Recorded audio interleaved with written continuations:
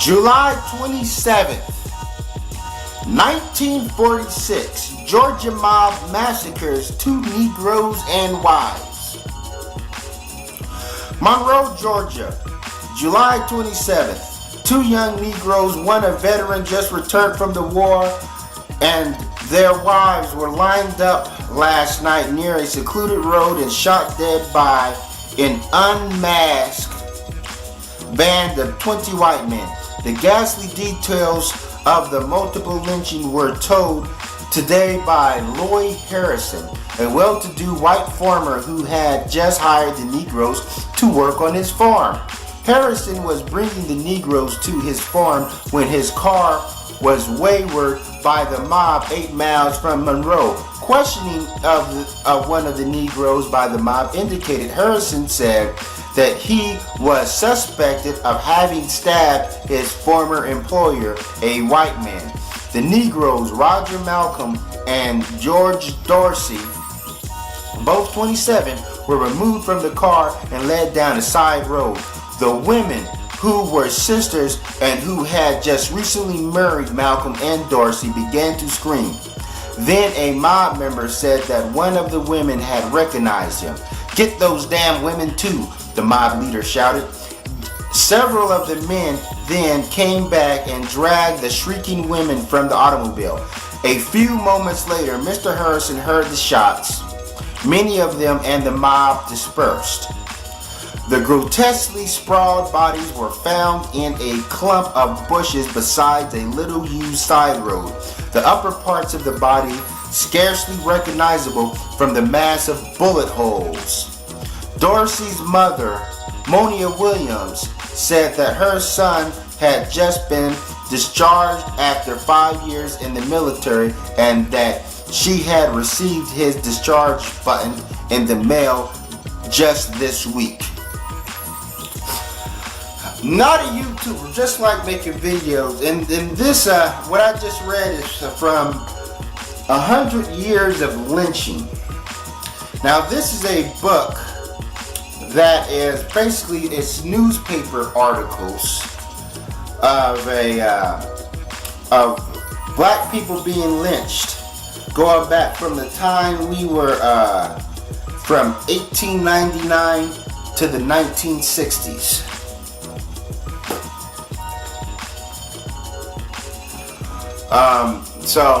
And this is a good book. You know, I advise anybody to get their hands on the book, read the book, you know, and it tells you what blacks went through the hands of white people. Now, this ain't going to be a book review. You know what I'm saying? I'm just so sick of this notion about black people had it so much better in the 1940s and the 1950s. And I read you a passage from the book of an occurrence that happened in 1946. See, the thing was, people said that black people were striving. The black family was all together and so forth, and black people had all these businesses, black-owned businesses. Yes, and my thing is like this. If we have to go through those type of conditions just you know what I'm saying, just to have this thriving black nation, just for black people to stick together, I'm like, no. You know what I'm saying? You can have it. Even in that book there, I tell you that these men, these black men in the 1940s was about to go to work for this white man, this rich white farmer. What the hell were black men doing going to work for some white man in the 1940s when we supposedly had all these black-owned businesses and we didn't need the white man? Yeah, and so forth. Now, if you want to get into your Marty McFly time machine with a flux capacitor and go back to those days, you know what I'm saying, go right ahead. Now, me, I would rather go back to the Jurassic period where dinosaurs were still alive and ride on top of a stegosaurus. Now, I'm not going back because I recognize what type of era that was. You know, white people got to be confused White people, listen to black people talk about we need to go back to the 1950s and things were so much better. Then white people will scratch their heads and be like, whoa, you guys were marching and protesting, complaining how we treated you and lynched you back in those days. We gave you some sort of equality now, some sort, and now you're complaining about that. The thing was, things weren't exactly so peachy back then. Now, you may say, oh, well, black people kill each other now, and this and that. I'm like, man, you're talking about gangbangers and gangsters, which they existed back then. If you read Malcolm X's autobiography,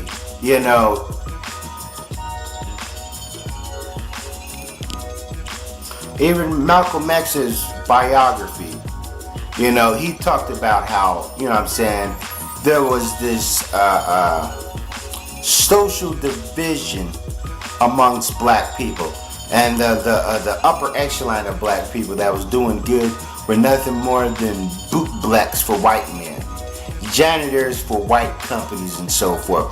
As I said before in previous videos, there weren't all these black-owned businesses for black people to get employment from. We eventually had to go to the white man. And when we talk about things were so much better when we were segregated, we weren't that segregated. You know what I'm saying? We did live under oppression, under the white man. The white man can come in our communities and do what he wants. It's like he can do now. It wasn't like, okay, the white man stayed out of our communities and then we stayed out of his. No, he came, ran, and anytime, and then we had to move, people just couldn't just stay in the black community and just walk back and forth. Eventually we had to get on them long dirt roads and whatever and travel from here to there. And then the story I just read you there, they were just caught, they were just driving down the road and were just caught by some white people that probably just wanted to kill them. That's how things were. That's how dangerous it was. But people are going to still talk about gangbangers. But they only mention certain cities. Black gang activity and black people only killing themselves in certain cities. And so forth. There's plenty of places we can go where there's black people at where you don't have to worry about getting shot. Places like South Bend, Indiana, Anderson, Indiana, and so forth. And that's the thing. And there's so much a person can take. And I say that if this was the golden age, that era there, why did we have a Malcolm X or a Martin Luther King? Why did we have a Marcus Garvey? They should have seen, hey, black people, we're really progressing or whatever. We don't need any sort of, there's no need to rebel against the white man. No, Thing is, I look at my own family. I know for a fact that my parents have it better off than they had it growing up. I'm not talking about, I'm not saying my parents were from the hood, because things weren't like that when they was young. But even, putting inflation into place or whatever, and how much a dollar was worth and so forth. My parents got a whole lot more money than their grandparents at their age, their parents at their age, and so forth. So therefore, people don't want to talk about this thriving blacks that are moving in the suburbs. We have these gangbangers, we have these degenerates, we have these welfare queens, and their culture, as they say, way heavy. With blacks, the words of the ignorant outweigh the words of the intelligence. If a black person was to say something stupid, it's gonna it's gonna carry a lot more weight, and then people are gonna say, "Oh, those are black people." You see what black people are saying? Just like the statements by Charles Barkley, which was just complete bullshit. I can't see how anybody can say that he was right. So, but of course, a lot of people don't read books. That's why I'm telling people, if you want to go back to the golden age, go right here, where you be stopped and lynched for nothing. As I've said, gangbangers and drug dealers, they'll reason with you, and really they just kill each other. That's an occupational hazard. Now, you know what I'm saying, back in those days, you know, you can get 86 just for going down a country road, just for being at a wrong place at the wrong time. Now, I understand there are still sundown towns, you know, but there, dang near every town was a sundown town. Even the black towns were a sundown town. You know, if you get what I mean. So therefore, you had a lot of upheaval and black protest even back then, because they didn't accept the conditions and so forth. And I look at black people today when they said that we were so striving. There are more black millionaires today than there is back then. There might even be more black business owners today than back then. It's just that we get this notion that it was line to line with all these black businesses and so forth. You know what I'm saying? You got black people owning barbershops, liquor stores, bars, nightclubs. You have a lot of black entrepreneurs. You know, and if they ain't giving back to the black community, I'm like, who's to blame? You know, I'm like, your people, basically the foundation of their argument is that white people have to go back to ruling us with an iron fist just to get the black family together. And if the black family was easily dispersed, unstabilized, due to the concepts of integration. Oh, once we integrated it was done, it was over with. That means you couldn't have a strong foundation to begin with. Now, I'm like, a lot of black people were poor. They were living under, you had 3 generations of a family living in like a big wooden house, creaky wooden house. That's how things were back then. I'm not saying that it's bad. You still had this black unit or whatever you said. The black family was strong, but that's how it was. That's how it was for a lot of white people. You know, it was only until the end of World War II that, you know what I'm saying, that you had the uprising of so many suburbs. You had these suburbs. You had this idea that every man and woman needed a house and yard. Now this goes for black people and white people. Before that, a lot of white people lived in shacks. They lived in bungalows and so forth. They lived in, you know what I'm saying, you had these generational houses and so forth. It wasn't like this urgency for a person to move out when they're 18 years old. That wasn't heard of back then, massively. Only like the rich upper echelon did this, you know what I mean? Where the kid, once he turned 17, 18 years old, he can go off to college or go off to the military. But a lot of those people, especially when they're leaving the military, they're going to come back home. Now the thing is, the reason why I chose that story to read, because it's interesting, because after World War II, you had you had this, you had a lynching spree going on, you know, and so forth. Meaning, you know, white people knew that black men was coming back from the military and they wanted to get theirs. They didn't want to take no crap, and then the white man would have to show him his place. Said, hey, you know what I mean? Yeah, you're not in Germany no more. You know, I know in Germany you thought you was big and bad, shooting at those krauts, you know, shooting at other white people, but here you're back here in Georgia. You know, in some cases you're back here in Missouri. You know, because there was lynchings everywhere. There was even lynchings in New York. So I'm not, you know, it wasn't just a southern thing, you know, and so forth. And the thing is, the same nefarious element or unseen power that destabilized the black people then, you know, when they seen the black family striving, they said, okay, we have to do something. That's the same, and so the same element that kept us together, you know, they did this claw or whatever, white supremacy looming over us, and that we couldn't go to the white man's store. We were going to shop with black people. I understand that, you know what I'm saying, since white people, you know, we had this fear of them, you know what I'm saying, they had us paralyzed with terror. We clumped together. You know what I'm saying, this same claw was the one that deactivated us, that infiltrated us, and discombobulated the black family and so forth. So their arguments make no sense. And as I said, if you had all these black businesses striving or whatever. A lot of times it was white people. They came in and destroyed it. Yeah, no, it was white people that destroyed Black Wall Street and Rosewood and whatever black sectors or things that we had going on. So the same element that clipped us together was the same element that destroyed us. I'm like, I wouldn't want to live under these conditions, man. That had to have been terrible, to be less than a man. You know, I go back to that scene in the movie, what was that movie? The Great Debaters, where you had that black man who was, what was he, college professor, Forrest Whitaker's character, got treated like a boy by a pig farmer. That's how it was. You know, and I can imagine, you know, traveling on a road or whatever and having to stop to get gas.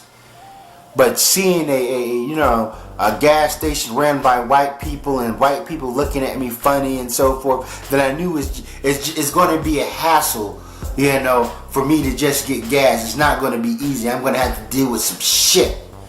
You know, so things are a whole lot easier now that, you know, I just travel on a long road and stop and, you know, and see an Arab face.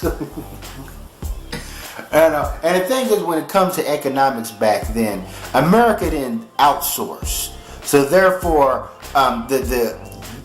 the term "made in America" still means something. Now, the term "made in America" was a code word for inferior product.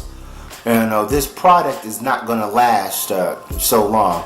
So therefore, the white working class had it a whole lot better, you know, because a lot of these factories that eventually moved shop to Taiwan or South America was, here. And it was funny that back in those days, you know, when a man didn't even know how to read to get a well-paying job to support a family about, 5.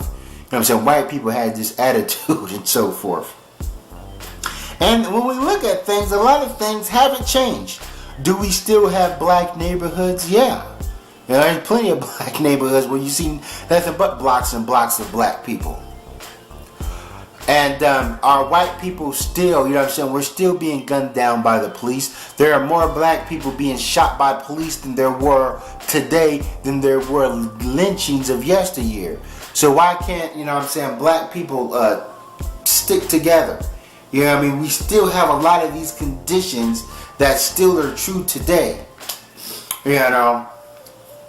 And I said, if black people came to part at the scenes, you know, it was it was insidious forces at work here. And then going back into those days, all the experiments that they did on us and so forth, I'm like, the black life didn't have much value. I'm like, we have more black politicians now, we got black people, and I'm not saying that it's all good, but the thing is, we have, and the white man was very crafty in creating a degenerate black underclass, and this black underclass will be our representation. Even though they represent a minority amongst us, even though the majority of black people are going to jail, they're going to jail for non-violent offenses, driving with a suspended driver's license,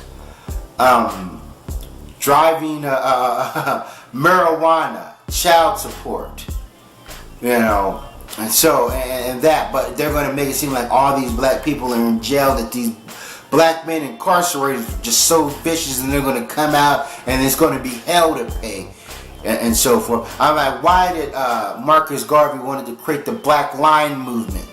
You know, if black people were doing so well here, you know, I'm like, just read books written in that era, and I will tell you how quote unquote great things were. It'll tell you about there was still a class divide, you know, against the you know what I'm saying, well-to-do blacks and poor blacks that lived in shanty towns. You know, there were black people that thought that they were better than impoverished blacks, even back in the 40s and the 50s. Because you had a lot of black people that had good jobs, kowtowing to the white man or whatever, you know, and thinking he's better and so forth. It always existed. One of the differences, you didn't have gang violence and this drug violence so rampant, even though you still had gang members back in the days. They just wore nice suits. That's all I want to say. Thanks for watching and Sally Forth. And all those people who saying that things were so much better back then, they didn't live back then. So I just can't take their hodgepodge seriously and so forth. Now, me, myself, I come from a decent black family. You know, my aunties are living good. You know, I got my cousins living good and married. You know, I can't speak for all black people. I wouldn't want to go back to those days. Maybe black people who grew up in decrepit conditions will want to go back to those glorious days. But thanks for watching and Sally Forth.